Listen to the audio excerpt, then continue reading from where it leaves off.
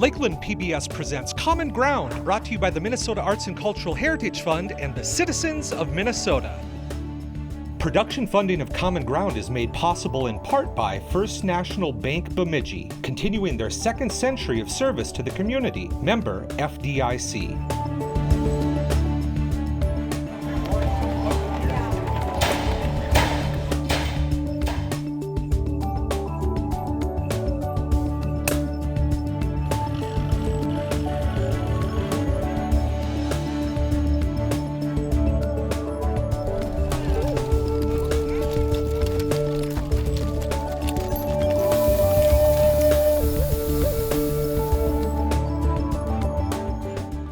Welcome to Common Ground. I'm producer-director Scott Knudsen.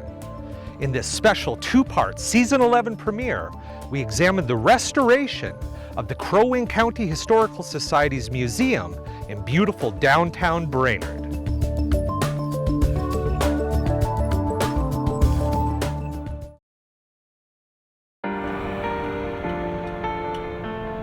This project from beginning to end was about discovery. It was about opportunity to preserve history. It was about the collaboration of bringing together a great team and to ensure the longevity of this building that can provide a safe place for historic artifacts for Crow Wing County. That's why this building is so amazing, because history happened here. It was a part of our county history, serving as the jail for so long. So the fact that now we're a museum and we're still sharing that history is just amazing. The anticipated life of this building prior to this repairs and renovations, every building you want to last as long as possible, but that does require maintenance on a regular basis. And so one of the great things that Crow Wing County does as an organization is that they do maintain their buildings and they do preserve them. Some of those items can be on an annual basis or scheduled regularly. However, this building did need to have some significant repairs and renovations just due to the age of the building. With it being over 100 years old, there was mechanical systems that had to be replaced. We had to address the envelope. And just due to the number of years that it's been in existence, those are things that you just have to do to ensure that a building can extend its life. One of the main goals of this project was to secure the envelope of the building. That's making sure no additional water can come through, making sure our windows are going to stay in, making sure that the gutter system is repaired and filtering the water away from the building so our foundation is protected, and making it a place that the public can continue to come and enjoy for many years. There were a lot of issues with water coming into storage areas and just some things that were not up to code, which now we're more confident in storing items in areas knowing that there won't be any water coming in. There were a lot of things that were done with ADA compliance, and there were ramps added to different areas of the building that we didn't have before. That has really made it a not only safer place to work, but just easier to move from one space to the next. My name is Mike Anglin. I'm an architect with Widseth Smith Nolting, and our office is located here in Brainerd. And I was fortunate enough to work on this project as the architect of record. My name is Hillary Swanson, and I am the Executive Director of the Crow Wing County Historical Society. My name is Rachel Bruin. I'm a Facilities Coordinator here at Crow Wing County, and I was the Project Director on the Preserving History Project here at the Historical Museum. Rachel is the Crow Wing County Facilities Coordinator. Rachel is the one who actually wrote the grant that started all of this. Rachel is amazing. Working together with the Historical Society on this project was very smooth. We worked hand in hand together. We talked about schedules and what the museum operation needed in order to keep going, and they listened to our needs as the building manager and what we needed to do in order to keep this structure alive. The county actually owns this building, and the Crow Wing County Historical Society owns its contents. And we are in charge of operating the museum, maintaining collections, things like that. The county is in charge of maintaining the building. The facilities department here at Crow Wing County is responsible for the buildings and grounds maintenance of the campus and outlying buildings for the county. I'm responsible for the administrative work and contract management for the department. It's incredible that the county has given us so much support from the very beginning. When we were incorporated in 1927, and we were originally housed in the original courthouse. Then we moved to the other courthouse, and then they gave us a home here, where we had a lease that was $1 every year. I think they decided now that it's not worth the paperwork to get $1, so now we just get to be here.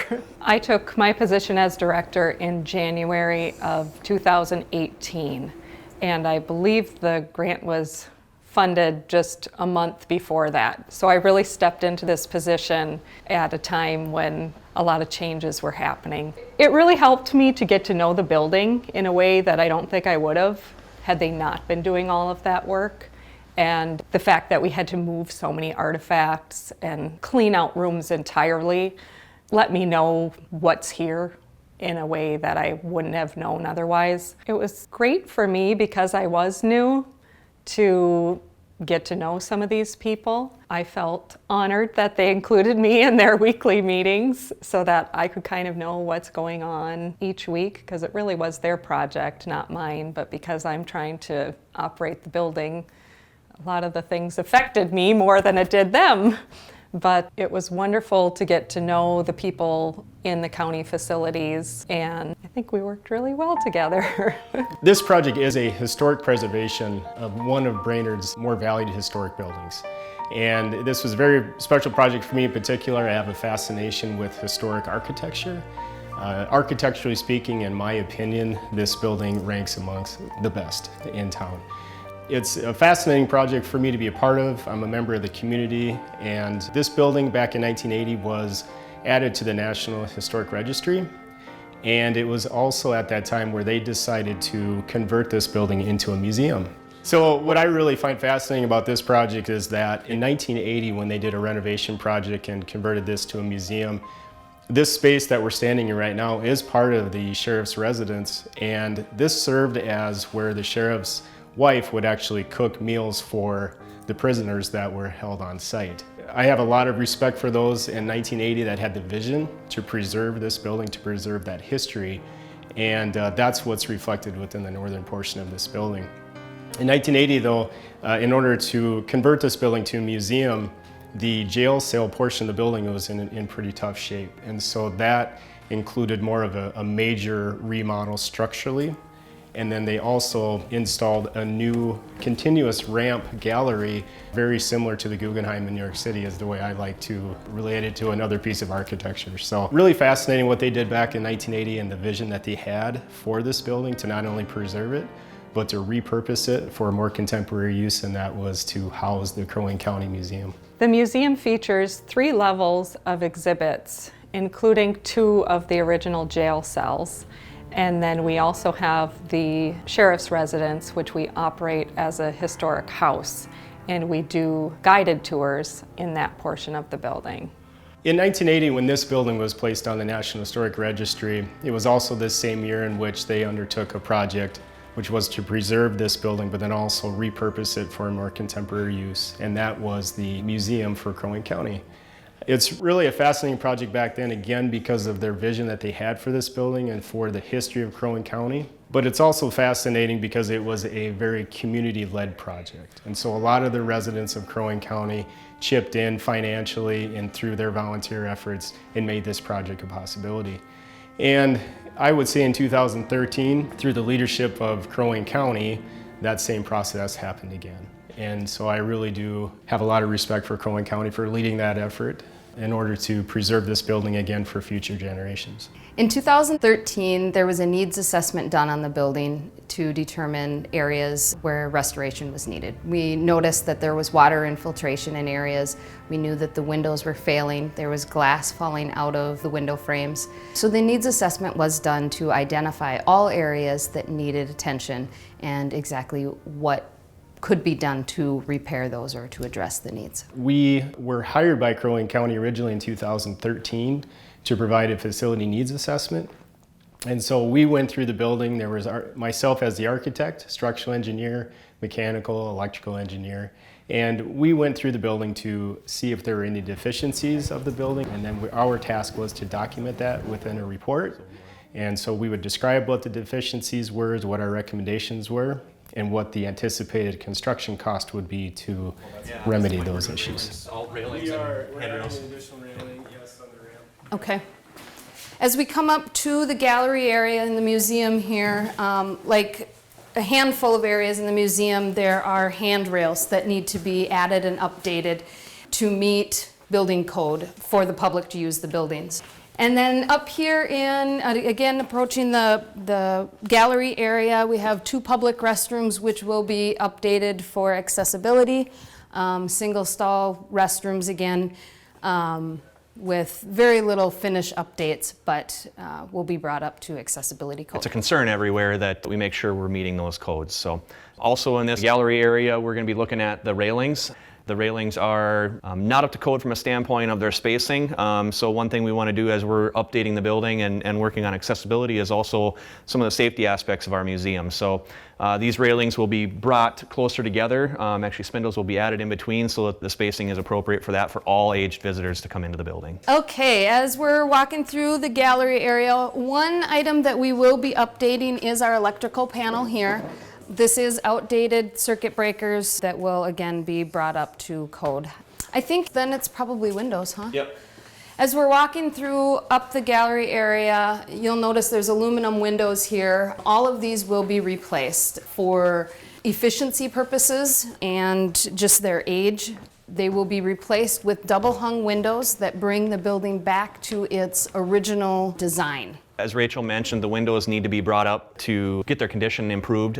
They are a point of concern for ours right now. Obviously, when we look at the building envelope, windows are one of the main pieces of the building envelope. And so if those windows are not energy efficient and they're not sealed right, the last thing we want is water intrusion, moisture intrusion, things like that that could potentially damage any of these artifacts. This is another point that the Historical Society felt very strongly that these windows would be brought back to their original look. It was not our first choice, but as we worked through the grant process with the Historical Society, we have agreed to bring the windows back to that double hung style.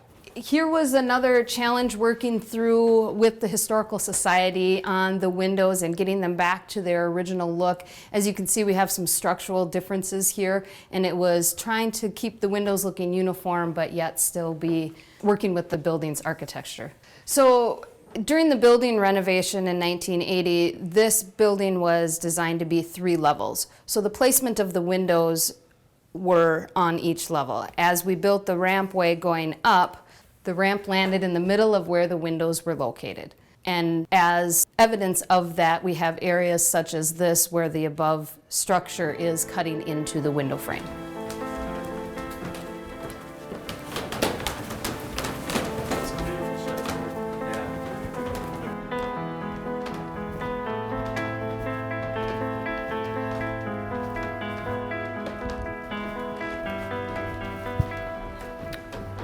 We're going up to the top level of the museum. There's multiple levels throughout, but on the top level of the museum, the display area, we're going to be doing some work. There's an attic storage on the back side of this display area.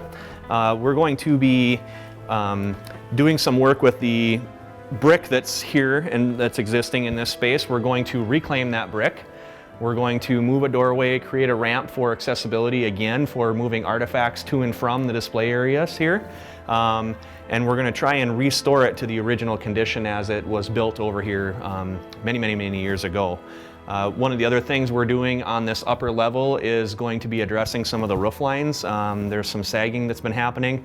We've already worked with Widseth, Smith & Nolting and come up with a plan to address that structural deficiency. We've already made those repairs. And then along with that, when we're doing the project this summer, we're going to be repairing the old clay tile roof that's on the building as well. So this is the storage area where we're currently moving artifacts to and from. Right now we're having to navigate a little bit of a perilous ramp here, so we want to improve those conditions for the staff and the employees that are working in the area here. When we come in, we come from that stair down here. So then this is the walkway to get up in here. I mean, it's just not safe. What we're going to be doing is moving this doorway opening over further, providing a knee wall and handrail system, and recreating this brick system, installation system in the new area, trying to maintain that look as best as possible. This here is the barrier between what is the old residence area and then the jail. So this is solid, I don't know. What did you say? It is a brick wall that would completely separate where the inmates used to be housed and where the sheriff and his family used to stay back when this was the actual sheriff's office. So, you know, this was a complete demising wall here. There's still the metal frame for the door and stuff in place here that used to be here when the jail was in operation. We're going to reclaim that brick and we're going to reuse it in the new opening. That was one of the criteria from the Historical Society, was to salvage and reinstall as much of the old brick as possible. If we have to provide any new brick, we have to do color matching and mortar sampling and all of those fun things, and that gets to be a little bit difficult and a little bit time consuming, but we're going to try and reclaim as much as possible. We're currently on the resident side of the museum now. So these windows, they are an original window from when the building was constructed. So as part of our agreement with the Historical Society is we're going to take these windows and we're going to completely refurbish them, a combination of on-site and at a local window shop, where we're going to remove all the remaining lead paint that's on these windows. We're going to reglaze them. We're going to caulk them so that the energy efficiency aspect of the window is returned. And then we're going to bring them back and reinstall them, because right now there's gaps and there's cracks and there's putty that's missing and wind that leaks through. And so we're going to make all of those improvements to these windows and maintain them as old historic windows. Bring them up to date, so to speak. So the reason we're maintaining the windows as they is because of that. These are the existing windows. The windows we talked about in the museum display area in the old jail side, those have been retrofit at one point already throughout history in the 1980s remodel. So the reason we're taking them from a single pane of glass to a double hung window is to restore them to this historic look that we're seeing right here. So we're going to bring those windows back in time a little bit with new technology and mimic the look of what these look like right now. And in turn, we're also going to repair these and refurbish these in their current state. These were the original windows. If you look at the mechanisms and the glazings and everything, it's original from the first day of construction. One of the other areas of attention that we wanted to pay to this storage area is that preservation of artifacts is important to us. Temperature and humidity control is a big piece of that preservation. Because this was an old attic storage area, we didn't have good ventilation in this space. So a few years ago, we added some supply and return ductwork up here to help temper the environment, to preserve all of the artifacts that you're seeing behind us. So as we're going back down to the second level of the building, one of the other areas of the project that we're going to pay attention to is going to be the heating and cooling system for this museum display area. There is one large unit that takes care of the whole building, the whole display area side of the building, the whole. And what we're going to do with that unit is we're going to take it out. It's run its useful life. We're going to put a new unit in there. We're going to add humidification to this building. It hasn't previously had humidification, and so in the wintertime we'd actually get really low humidity levels. You can see throughout the museum there's lots of wood, there's lots of old paper artifacts and whatnot, and so maintaining the proper humidity levels is really going to help prolong those artifacts. As Hillary mentioned, one of her favorite areas in the museum to talk about, like what we talked about upstairs, is the delineation between the sheriff's residence and the actual jail side of the building. If you follow us into this space here, these are some of the old cells that the inmates used to stay in when they were here at the jail. And then on the other side of these doors is the actual sheriff's residence. But these cells are what the inmates used to stay in, and so when you look at the old ironworks that's part of this cell, it's quite amazing. But the old toilets, the old fixtures, the old sinks, the cells, the beds, the bunks and everything are all still here and in place for anybody to come and look at. So you see the doorway that you have here with all the steel. Then on this side you have this pretty wood door. And then just this dichotomy of back to back here, you have this room And on the other side, it's a jail cell. Yep. So one of these, this room here would have been a bedroom back in the past. And as Hillary mentioned a little bit in our tour here, the adjoining wall on the other side of this wall is an old jail cell. So here you have someone sleeping right next to an old jail cell. And that was the relationship that the sheriff's office had and the sheriff themselves and his staff back when the jail was actually in the residence with his personal residence. Right here is the beam that we replaced, and you wouldn't have noticed it from anything else in your tour throughout the building.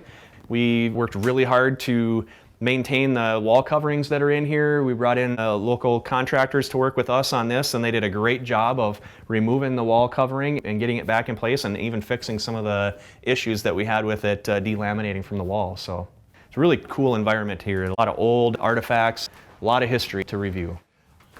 In through here is some evidence of the water infiltration of the building. Over the years, we have plaster that has just deteriorated away from the walls. This is another area that we will be repairing during our preservation project. You want to go back through the display area?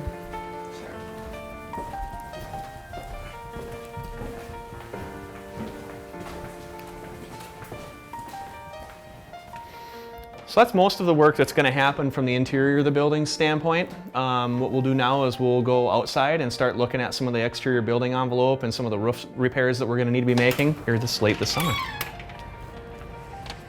Coming out to the exterior of the building, we'll go over to the west side of the building here and look at some of the tuck pointing that will be done. You'll see evidence of the water damage up high on the building here. We have gutters that have failed, which has allowed water to run down the buildings and deteriorate the mortar. Part of this project, a condition of our grant, is that we color match and condition match the mortar that is existing there now. And to add on to the exterior work that we're going to be doing, this will give you a good representation from an exterior standpoint. You'll see right above the doorway here where the residence side and the old jail side split. So if you follow me down here,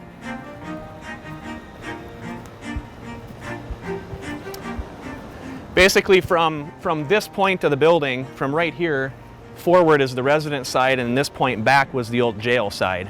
So when you look at the exterior windows, you're going to see the single pane windows that are back here and the double hung windows in the front that we're going to try and replicate. And as Rachel was talking about, as you look up above the windows themselves, the vertical bricks that are up there, you'll see the mortar that's deteriorating away from those bricks. That's the tuck pointing work that we're going to do. So that tuck pointing is going to be removing the mortar and replacing mortar in there that's going to match existing. On this west balcony area, there's good evidence of the chipping paint that has occurred. All of that will be abated and then repainted.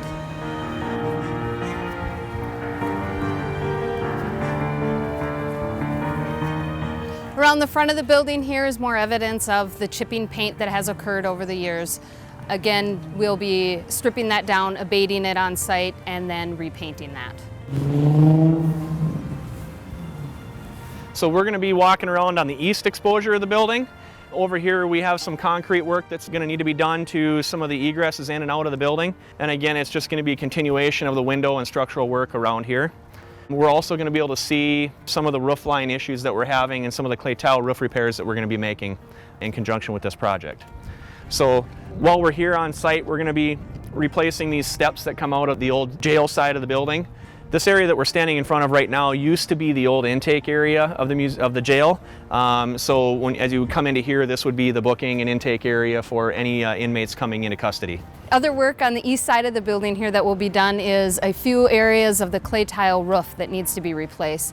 Thankfully, there was on-hand spare clay tiles that we believe will be enough to make the necessary repairs, so we do not have to try to color match and reorder in. So behind me, you'll be able to see evidence of the sagging valleys that we have on the museum side of the building, and which attaches to the residence. That's the deficiency that we were addressing when we were looking at those knee walls. We're going to finish those repairs once we're doing the clay tile roof work here this fall.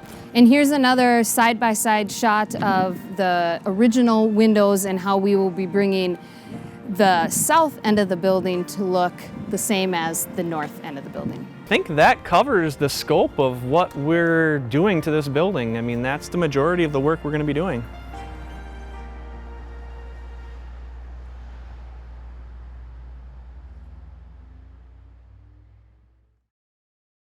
Thank you so much for watching. Join us again for part 2 on Common Ground. If you have an idea for Common Ground in North Central Minnesota, email us at legacy@lptv.org or call 218-333-3014. To watch Common Ground online, visit lptv.org and click Local Shows.